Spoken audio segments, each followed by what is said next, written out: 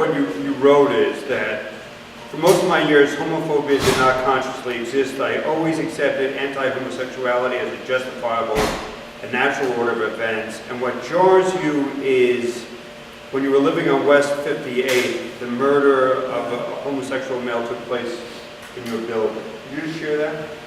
That's a pick-me-up story. The guy living above me was murdered, and the next morning, I heard noise all night long, and the next morning when I went down to the lobby, it was packed with cops and whatnot, and he tried to relax it. He said, "It's all right, it was just a faggot," as if that would assure all of us that we would not be threatened. It was not comforting to me.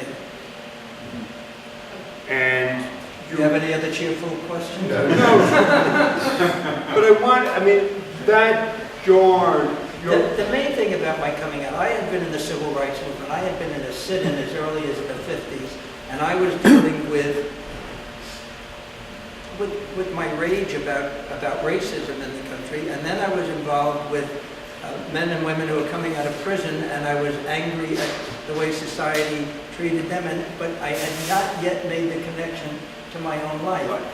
And when I hear arguments like gay movement is not like the civil rights movement, what is similar is that the oppressors are similar. Homosexuality is not the same as being black, but what is the same is the ignorance and the fear of people who legislate. What I write in the book, if I can remember my words, is that I always thought that someone's sexual life was their own private business. But if legislators didn't legislate about it, if ministers didn't orate about it, and if schoolyard bullies didn't pick on people about it, I would have remained silent. But all of those ingredients meant that it wasn't just, it was a political act, and the personal was political.